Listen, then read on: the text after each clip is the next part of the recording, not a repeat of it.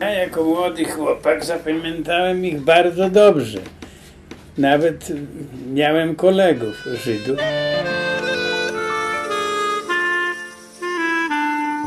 Pamiętam, że byłem w dziesiątkach mieszkań, w dziesiątkach domów, kupując te obieziny i widziałem, jak mieszkali, jak żyli. Tych miasteczek nie ma już, okrył niepamięci kurz.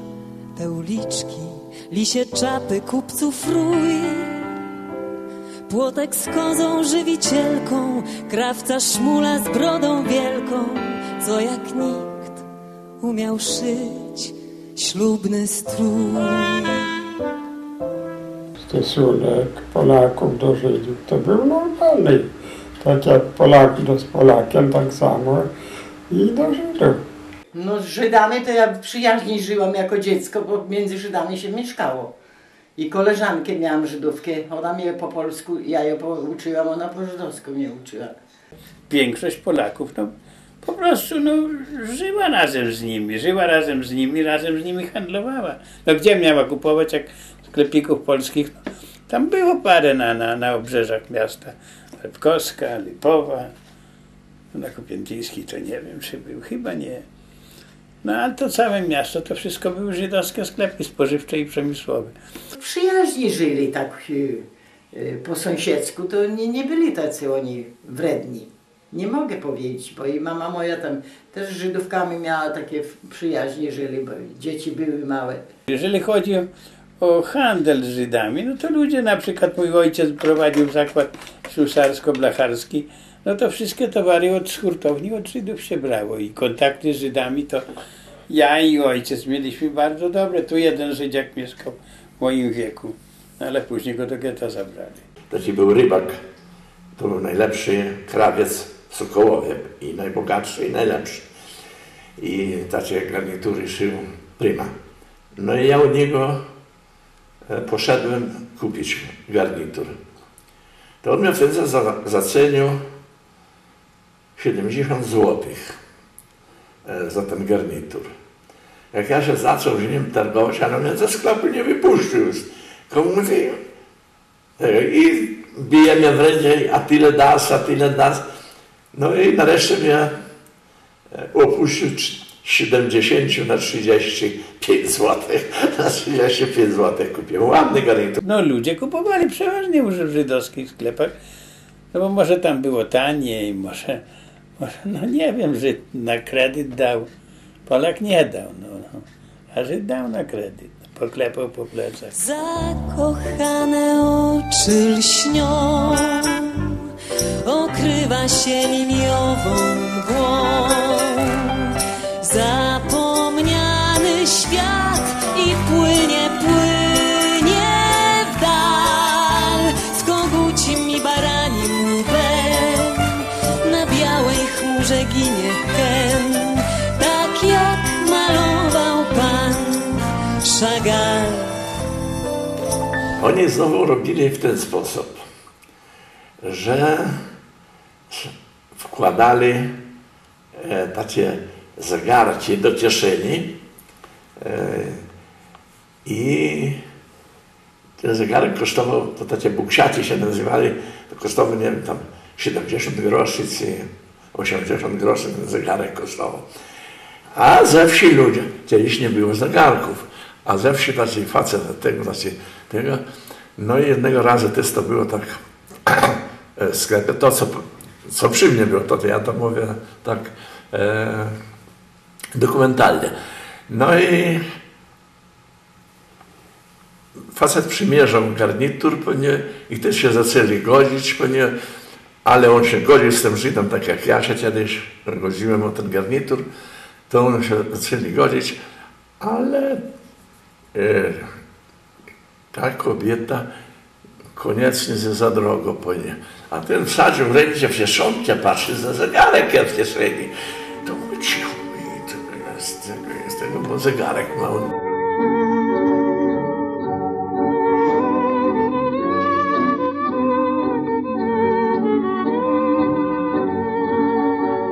Tego dnia, jak weszli do Sokołowa, zaczęli Niemcy rozbijać na ulicy długie żydowskie sklepy. I wywozili ich towar ze sklepów.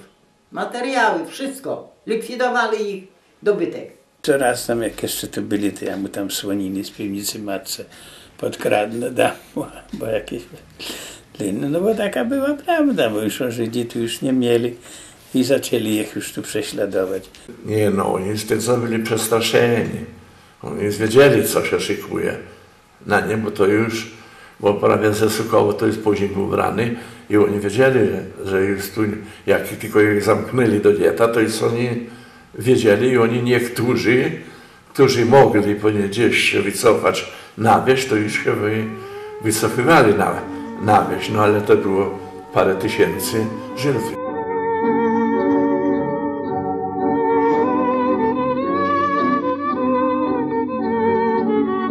To wyszło zarządzenie starosty. No to było ogólne zarządzenie, ale starosta najpierw wspólnie z Polakami, z Urzędem Miasta, ze wszystkim zaczęli to planować, gdzie, jak poodgradzać. Bo mój stryjo wtedy pracował w Urzędzie Miasta. Od przedwojny, tak i później wszyscy pracownicy zostali. I getto normalnie zaczęli murować, pomurowali i wszystkich Żydów, którzy mieszkali poza terenem tego obrębu, zgonili do jednego miejsca. I to była tak, Sadowa ulica, Ogrodowa do Siedleckiej. I częściowo tutaj na Mistralskiej było getto. A nas wszystkich powysiedlali, bo myśmy mieszkali na Sadowej, to nas wysiedlili na ulicę Długą. Warunki, no niektórzy Żydzi mieli takie warunki, jak mieli, a niektórzy byli skupieni po parę osób w jednym mieszkaniu. To było u zegarów takie przejście, że do końca Niemcy ani policjanci, może policjanci wiedzieli polscy, mieli takie przejście, że wychodzili sobie Żydzi i Niemcy nie wykryli tego przejścia. Pamiętam najbardziej, jak spakowali ich do Burznicy, bo to tak się nazywała Burznica, synagoga chyba oni się nazywali. A myśmy nazywali Burznica, bo tak nazywali Żydzi. To było okropne. Masowo tam pisk był, krzyk, bo ja drugi dom od tej Burznicy mieszkałam. Znaleźli tych Żydów i przywieźli ich tu, gdzie teraz Topas jest. Pod taki przybudówka, co taka była. To tam teraz zatynkowali to, bo ta krew to wychodziła bez przerwy. I myśmy tak jak jało do tego domu, przez ulicę patrzyli ze swojego domu. Ustawili ich 3 rzędami. To było najokropniejsze dla mnie. Stojąc, klęcząc i siedząc. I wojsko podeszło i każdy seryjnie zabijali ich Niemcy. I dół był wykopany, Żydzi wykopali, tu gdzie ten Topas, takim pasem. I o jeden odżył, ręka, noga odchodziła, to głowę podnosił. A jeden Żyd był nietrafiony i doleciał do matki i tak ją przytulił. Mama i tak przytulił. No, podszedł Niemiec, ktoś zabił. I nie dobił go chyba, bo jeszcze się ruszał. I tych Żydzi musieli do tego dołu wkopać. To takie najgorsze to było dla mnie, jak ja to patrzyłem i pamiętam, kiedy tam jestem. To był początek grudnia, ale na wiosnę to bali się, że to będzie może smród, bakterie. A tutaj, gdzie jest pomnik, to tam był zawsze rynek koński. Furmanki takie z drobinami, z takimi dechami przyjeżdżali. Jesteście panowie młodzi, to nie pamiętacie, to jest tylko historia. I zebrali tych Polaków i tych Żydów rozkopali i zaczęli przenosić widłami, rękami Żydów na wozy i przewozili ich na Piękną ulicę. Tam, gdzie za Drożnego jest ta kamienica. Możecie też tam podejść, to on wykopywał fundamenty, to same czaszki tam były. I tam stąd wzięli z Magistrackiej, przywieźli ich na ulicę Piękną. Myśmy polecieli jako dzieci, gdzie oni z tych Żydów, ale to Polacy przewozili rolnicy na furmankach. No i tutaj zasypali te doły, a tam wapnem zsypali, no i to był koniec. Później jak zaczęli wyciągać Żydów, to tak gdzieś jeszcze ktoś się schował w piwnicy czy na strychu, to Żydów, jak już cyrograf podpisali, to wyciągali i pokazywali. Żyda. Ale to młodzi byli, gdzie starzy nie robili tego. Robili sobie różne skrytki, robili sobie skrytki na strychach, w piwnicach, w ścianach robili sobie, w szafach. Jeszcze taki fakt pamiętam, jak Żydówka wyleciała, w ciąży była i krzyczała, widocznie bóle ją wzięły. I Lolek, taki żandarm był rudy, 7 razy do niej strzelał, a ona podnosiła głowę. To było, wie pan gdzie? Tu na Magistrackiej, jak stacja benzynowa, nie pamiętacie gdzie stacja była? Gdzie te blaszaki stoją? O tu. To tak strzelał vis-a-vis naszego domu, tak jakbym na ogródku była. I my tak dzieciśmy stały, a on taki ubaw miał, ta młoda kobieta była.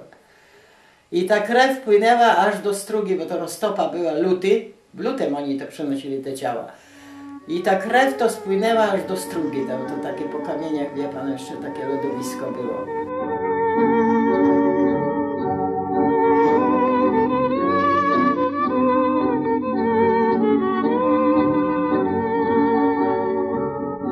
Był wielki szum i dużo wojska się najechało tutaj.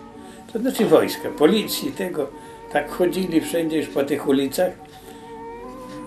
Ale w zasadzie to nikt nie wiedział z Polaków, że będą ich wywozić. Masowo wyprowadzali, tak sznurami, takie sznury musieli trzymać i sznurami Żydzi i takimi pasami ich prowadzili. I wojsko szło za nimi z karabinami. Tylko zganiali, wyganiali z domu, wyciągali, kto tam się schował między jakim, to mieli różne tam za szafami, za tym, no trochę się ukryło tych Żydów. I tędy wywozili, krzyczeli chleba, wody, tam nieraz ktoś się rzucał, ale byli i Polacy też niedobrzy dla tych kierowcy, bo nie przystali, żeby tak podać coś czy coś, to nie było tak. A my jako dzieci to jeszcześmy tak się wcinali, to mama poszła do sklepu, ja kartofle jem nagotowałam, to oni tymi kartoflami się dzielili, tak, to był głód. Wszystko było obstawione Niemcami, a przeważnie Ukraińcami. Tego to było, Niemcy to tylko tam może co 5, co tego, to wszystko było przez tych Ukraińców, nie? Obstawione. No i przez te żydowskie milicje tak samo. Oni tak samo gnali do tego, to mówię pod Bodem, tak samo gnali do stacji. W czasie wojny mój dziadek był dróżnikiem na stacji Sokołów Podlaski, czyli gdzie obecnie się znajdujemy, gdzie obecnie mieści się Miejska Biblioteka Publiczna w Sokołowie Podlaskim. Dziadek jako dróżnik był świadkiem transportu Żydów do Treblinki. Jak wielokrotnie mi opowiadał, to przez stację Sokołów Podlaski przejeżdżało bardzo dużo transportów z różnych stron Europy. Mógł to wywnioskować po tym, że jęki, głosy dochodzące z wagonów były w różnych językach. Widzieliśmy tych Żydów w okienkach. Byli okienka zabite drutem kolczastym i buzie widzieliśmy tylko tych Żydów. I raz kiedyś widziałam tak na pół, może na mniejszej połówce wagonu, była deski, kawał tego wagonu odbite, oderwane pewnie. Tak co teraz wyobrażam. To mieli tak te głowy ludzie powystawiane i coś tam mówi, a my już tam bliziutko dolecieli. Bo tam jest najpierw most żelazny, co do dzisiaj stoi. I nieraz był semafor zamknięty, że on musiał stoić ten pociąg przed tym mostkiem. Przed drogą, żeby im pozwolili dalej jechać. No i dzieci, jak to dzieci, potem lataliśmy tam do nich. Oni coś do nas mówili, coś nas prosili, ale my nie wiedzieli, o co chodzi. Tych miasteczek nie ma, nie, ale krawcze oczy Twe miał kolega, gdy pociągu zabrzmiał gwizd. Pozostały na peronie nasze zaciśnięte dłonie i ten szept: bywaj zdrów, napisz list. Ale Niemcy wiedzieli, że Żydzi wszyscy nie poszli do Treblinki, więc przez jakieś 10 dni chodziły patrole niemieckie złożone z Niemców i Ukraińców i wyłapywały Żydów, szukali różnych kryjówek. No właśnie ta noc, jak oni pierwszy ich wybili, to matka mnie nie puszczała, bo nawet do szkołyśmy nie poszli. Nawet żeśmy do szkoły nie poszli. Nie puścili tędy do szkoły. I ja się chciałem wyrwać. Jak się wyrwałem na ulicę tutaj długo na Magistracką, to leżały trupy. Furmanki zaczęły zbierać tych zabitych. I ja wyszedłem z domu, moja matka wyszła, wszyscy wyszli, bo już Niemców nie było, tylko kazano zbierać tych zabitych. I ja szedłem kolejno od tego domu, czyli od młyna, w kierunku ulicy Sadowej i patrzyłem, jak ja mówię, co 20, co 15 kroków leżał ktoś zabity. Taki facet osiołkiem jeździł i on ładnie tak ryczał i te dzieci lecieli za tym osiołkiem. To ten facet właśnie takimi rzeczami się trudnił. I on tych Żydów sprzątał, wywoził, ale podobnież na te łąki, co właśnie, co tam, co desterty stale i tam ich zakopał. Ale ja tego nie widziałam, tylko takie coś widziałam. Rozbierał tych Żydów, jak miał ich zakopywać i które mu się tam rzeczy podobali, to przynosił do domu. I ta jego żona prała na dworzu. No i jak te dzieci usłyszeli, że Szczurowska pierze po Żydach rzeczy, ubrania, no to jak to nie lecieć zobaczyć, taki dzieciak 7 lat. I tam polecieliśmy zobaczyć, no może nas 3 było, nie było nas 10, a nie 20, nie wszystko, to może 3, może 2. To była cała ta woda czerwona, krew była. To ona, no mówili tak, że płucze najpierw w zimnej wodzie i potem ubierają się też do skieła. Ci Żydzi po cichu przychodzili tu do matki, po cichu jako nie Żyd, tylko inaczej przebrany, inaczej ubrany i matka ich wspomagała. Wśród kolejarzy krążyły różne opowieści, że w Treblince dokonuje się masowej zagłady Żydów. No były to relacje niepotwierdzone. Nikt nie mógł wtedy przypuszczać i nikomu się nie mieściło w głowie, że coś takiego, taka zagłada na taką skalę może mieć miejsce i to tak blisko Sokołowa Podlaskiego. Jeszcze zdążę wam zaśpiewać, opowiedzieć, jeszcze zdążę posadzić drzewa cudowne, zielone, jeszcze zdążę zapomnieć i wspomnieć, znowu nie wiedzieć i znajdę czas na śmiech, na rozpacz słowo. We mnie tłucze się wiatr i śpiewa róg. Posłuchajcie, posłuchajcie litanie, dla skowronka już pisze Bóg. Posłuchajcie, posłuchajcie, już przystanął z ciekawością czas. Żegnam was, żegnam was. Jeszcze zdążę was przytulić i odtulić. Jeszcze zdążę otworzyć ściany cudowne w purpurze. Jeszcze zdążę rozkwitnąć, zaszumieć, znowu się zgubić i znajdę czas na strach i na nadzieję płowe. We mnie tłucze się wiatr i śpiewa róg. Posłuchajcie, posłuchajcie litanie, dla skowronka już pisze Bóg. Posłuchajcie, posłuchajcie, już przystanął z ciekawością czas. Żegnam was, żegnam was.